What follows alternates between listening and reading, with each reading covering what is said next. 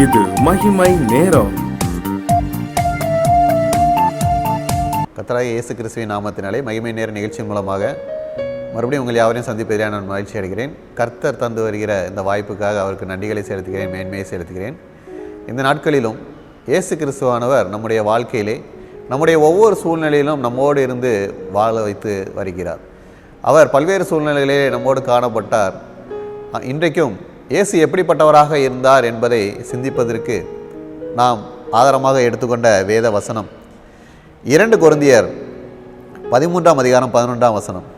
சகோதரரை சந்தோஷமாயிருங்கள், நற்சீர் பொருந்துங்கள், ஆறுதல் அடையுங்கள், ஏக சிந்தையாயிருங்கள், சமாதானமாயிருங்கள் என்று வாசிக்கிறோம். இயேசு கிறிஸ்து நம்மோடு சகோதரனாக இருக்கிறார். அவர் சகோதரனாக உடன்பிறப்பாக எண்ணி நம்மோடு இருந்து நாம் சந்தோஷமாக இந்த உலக வாழ்க்கை வாழவும் நம்மோடு அவர் சீர்பொருந்தினவராக, நம்மை ஆறுதல் படுத்துகிறவராக, நம்முடைய துக்க சமயத்திலே, நம்முடைய துயர சமயத்திலே நம்மை ஆறுதல் படுத்துகிறவராக காணப்படுகிறார்.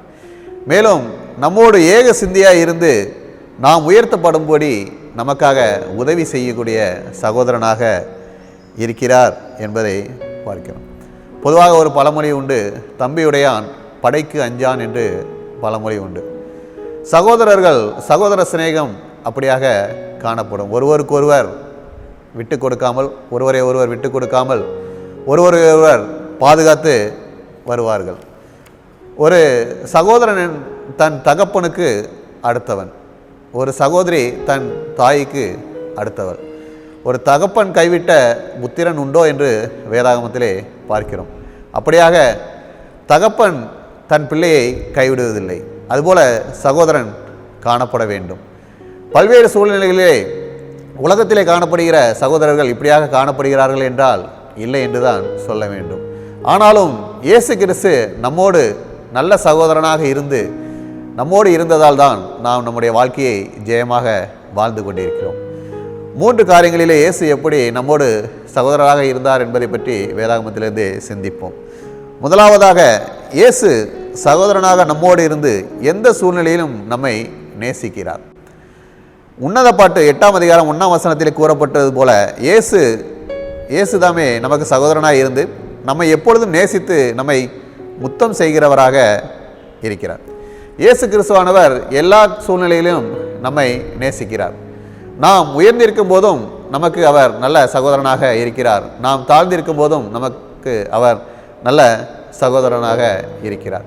அவர் உயர்ந்தவன் என்றும் தாழ்ந்தவன் என்றும் வேற்றுமை இல்லாமல் நல்ல சகோதரனாக இருந்து நம்மோடு கூடவே இருக்கிறார். நாம் உயர்த்தப்படும் போதும், நாம் உயர்த்தப்பட்ட சூழ்நிலையில் இருக்கும்போதும் இயேசு கிறிஸ்து அதே சகோதரத்தோடு நம்மை சகோதரனாக ஏற்றுக்கொள்கிறார். ஆனால் உலக பிரகாரமான சகோதரத்துவம் அப்படியாக காணப்படுகிறதா என்றால் இல்லை என்றுதான் சொல்ல வேண்டும். நாம் வேதாகமத்திலே பார்க்க முடியும், காயின் மற்றும் ஆபேல் முதலாவது 2 சகோதரர்கள், வேதாகமத்திலே காணப்பட்ட முதலாவது 2 சகோதரர்களுடைய வாழ்க்கையை நாம் பார்க்க முடியும். தேவனுக்கு காணிக்கை கொண்டு வருகிறார்கள் இருவரும். காயினும் தேவனுக்கு காணிக்கை கொண்டு வருகிறார், ஆபேலும் தேவனுக்கு காணிக்கை கொண்டு வருகிறார். ஆபேல் கொண்டு வருகிற காணிக்கைகள் தேவனுக்கு பிரியமாக இருந்ததினால் தேவன் ஆபேலுடைய காணிக்கையை அங்கீகரித்து ஏற்றுக்கொள்கிறார். காயினுடைய காணிக்கையை அவர் ஏற்றுக்கொள்ளவில்லை. இதனால் என்ன நடக்கிறது என்று பார்க்கும்போது, காயினுடைய முகநாடி வேறுபட்டதாக நாம் ஆதியாகமம் 4:5 பார்க்கிறோம். பாருங்கள், தன்னுடைய சகோதரனுடைய பலி அங்கீகரிக்கப்பட்டது, காணிக்கை அங்கீகரிக்கப்பட்டது என்பதை அவனால் ஏற்றுக்கொள்ள முடியவில்லை. தன்னுடைய சகோதரனுடைய காணிக்கை அங்கீகரிக்கப்பட்டது, அவன் உயர்த்தப்பட்டான் என்பதை அவனால் ஏற்றுக்கொள்ள முடியவில்லை. அவனுடைய முகநாடி வேறுபட்டது. இப்படித்தான் உலக பிரகாரமான சகோதரர்கள் இருக்கிறார்கள். அவன் என்ன செய்திருக்க வேண்டும்? தன்னிடத்திலே காணப்பட்ட குறையை எண்ணி தான் எவ்வாறு தன்னுடைய தவறை திருத்திக் கொள்ள வேண்டும் என்று நினைக்காமல், மறுபடியும் நான் காணிக்கை கொண்டு வரும்போது தேவன் அதை அங்கீகரிக்க வேண்டும் என்று நினைக்காமல், தன்னுடைய சகோதரனுக்கு விரோதமாக அவனுடைய முகநாடி வேறுபடுகிறது. நம்முடைய உலக வாழ்க்கையிலே நாம் ஆசீர்வாதங்களை பெறும்பொழுது சகோதரர்களுக்கு அது மகிழ்ச்சியாக இருக்குமா என்றால் பெரும்பாலும் அப்படியாக இருப்பதில்லை. ஒருவேளை நாம் மற்றவர்களால் அங்கீகரிக்கப்பட்டு நமக்கு ஒரு உயர்வு வருகிறது என்றால் அதை நமது சகோதரரால் ஏற்றுக்கொள்ள முடிகிறதா என்றால் இல்லை. உலக பிரகாரமான சகோதரர்கள் அப்படித்தான் இருக்கிறார்கள். ஆனால் இயேசு கிறிஸ்துவானவர் நல்ல சகோதரனாக இருந்து நம்மை எந்த சூழ்நிலையிலுமே நம்மை நேசிக்கிறார். இரண்டாவதாக பார்ப்போமானால், இயேசு கிறிஸ்து சகோதரன் போல இருந்து நம்மை பராமரிக்கிறார். உன்னத பாட்டு 8ஆம் அதிகாரம் 2ஆம் வசனத்திலே நாம் பார்க்க முடியும். அவர் நம்மை அழைத்து சேர்த்து கொள்வார், அவர் நம்மை போஷிப்பார், அவர் நம்முடைய தாகத்தை தீர்ப்பார். தன்னுடைய சகோதரன் மேல் கரிசனை உள்ளவனாக தன்னுடைய சகோதரனை பராமரிப்பவராக இயேசு கிறிஸ்துவானவர் இருக்கிறார். ஒரு சகோதரன் வறுமையால் அல்லது வேதனையால் இருக்கும்போது அவனை பராமரிக்க வேண்டியது ஒரு சகோதரனுடைய கடமை. உலக பிரகாரமாக சகோதரர்கள் இதுபோல கவனிக்கிறார்களா என்றால் பல நேரங்களிலே இல்லை என்றுதான் சொல்ல வேண்டும். வேதாகமத்திலே 4ஆம் அதிகாரம் 4ஆம் வசனத்திலே வாசிக்கும் போது, காயின் ஆபேலை கொன்ற பின்பு தேவன் காயினிடம் கேட்கிறார், உன் சகோதரன் எங்கே என்று. அதற்கு காயின் கூறிய பதில் என்ன தெரியுமா? நான் அறியேன், என் சகோதரனுக்கு நான் காவலாளியோ என்றான்.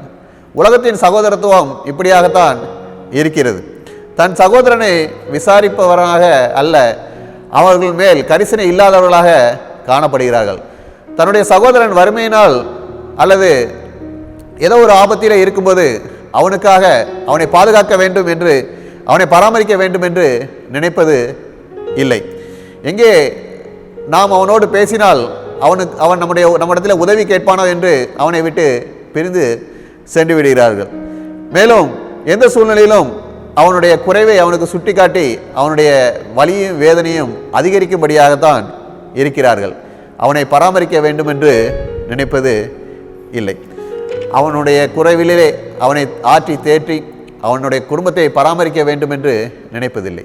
ஆனால் இயேசு கிறிஸ்து நம்முடைய ஆபத்திலே, நம்முடைய வறுமையிலே, நம்முடைய இயலாமையிலே நம்மோடு இருந்து நம்மை தேற்றி நம்மை ஆதரித்து நம்மை பராமரித்து வந்தார். அவர் நமக்கு நல்ல சகோதரனாக இருந்து வழி நடத்தினார்.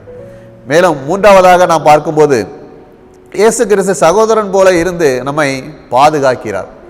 உன்னத பாட்டு 8ஆம் அதிகாரம் 3ஆம் வசனத்திலே கூறப்பட்டது போல, இயேசு சகோதரனாக நம்மோடு இருந்து அவர் இடது கை நம் தலையின் மேல் வைத்து அவர் வலது கையை கொண்டு நம்மை அணைத்து நம்மை பாதுகாக்கிறார். சகோதரன் என்பவன் தன் சகோதரனுக்கு பாதுகாவலாக காணப்பட வேண்டும். நம்முடைய ஆபத்திலே நமக்கு தோள் கொடுப்பவனாக, நம்ம ஆபத்திலே நம்முடைய சார்பிலே நிற்பவனாக, நம்முடைய ஆபத்திலே நமக்காக பரிந்து பேசுகிறவனாக, நமக்காக குரல் கொடுப்பவனாக இருக்க வேண்டும் சகோதரன். ஆனால் வேதாகமத்திலே ஆதியாகமம் 4ஆம் அதிகாரம் 8ஆம் வசனத்திலே நாம் பார்க்கும்போது, காயின் ஆபேலுக்கு விரோதமாக எழும்புகிறான், மேலும் ஆபேலை கொலை செய்கிறான். பாருங்கள், ஒரு இக்கட்டிலே ஒரு நெருக்கத்திலே இருக்கும் சகோதரனுக்கு அவனை பாதுகாக்க வேண்டும் என்று யாரும் நினைப்பதில்லை. இதுபோலதான் அந்த சூழ்நிலையிலே அவனுக்கு விரோதமாக சென்று விடுகிறார்கள். ஏதாவது ஒரு காரியத்திலே தன் சகோதரன் இதுபோல இக்கட்டான சூழ்நிலையில் இருக்கும்போது அவனுடைய சார்பிலே நிற்க வேண்டும் என்பதை மறந்து விடுகிறார்கள். ஒருவேளை அவன் நீதி நியாயம் செய்து அதனால் அவனுக்கு ஒரு பிரச்சனை வருகிறது என்றால், அவனுக்கு ஆதரவு தேவைப்படுகிறது என்றால் அந்த சகோதரர்களை அவன் நாடி வருகிறான். ஆனால் அந்த சகோதரர்கள் அவனுக்கு ஆதரவாக நிற்பதில்லை. அவனுக்கு ஆதரவாக நிற்பதனால் தங்களுக்கு எந்த பிரச்சனையும் வராது என்பதை அறிந்திருந்த போதிலும் அவனுக்கு ஆதரவாக நிற்காமல் இருந்து விடுகிறார்கள். மேலும் இவன் என்னுடைய சகோதரனே இல்லை என்று கூறிவிடுகிறார்கள். மேலும் இவனுக்கு என்ன செய்தாலும் நீங்கள் செய்யுங்கள், நான் அதை பற்றி கேட்க மாட்டேன் என்று விட்டு விடுகிறார்கள். இதுதான் உலக பிரகாரமாக சகோதரர்கள் காணப்படுகிறார்கள். ஆனால் இயேசு கிறிஸ்து நம்முடைய எல்லா சூழ்நிலையிலும் நம்மோடு இருந்து நம்மை பாதுகாத்தார். எனவே இயேசு கிறிஸ்து மாத்திரமே நமக்கு சகோதரனாக இருந்து நம்மை எந்த சூழ்நிலையிலும் நம்மை நேசித்து நம்மை பராமரித்து நம்மை பாதுகாத்தார். இனி வரும் காலங்களிலும் அப்படியே அவர் சகோதரனாக இருந்து நம்மை பாதுகாப்பார். எனவே சகோதரனாக இருந்து நம்மை பாதுகாத்த இயேசுவுக்கு நன்றி சொல்லி அவரே பிடித்து கொள்வோம். அவர் நம்மை பாதுகாத்து வழி நடத்துவார். ஆமேன். ஜெபம். இயேசுவே, இந்த நாளிலும் நீர் சகோதரனாக இருந்து இம்மட்டும் எங்களை பாதுகாத்து வழி நடத்தினீர், உமக்கு நன்றி.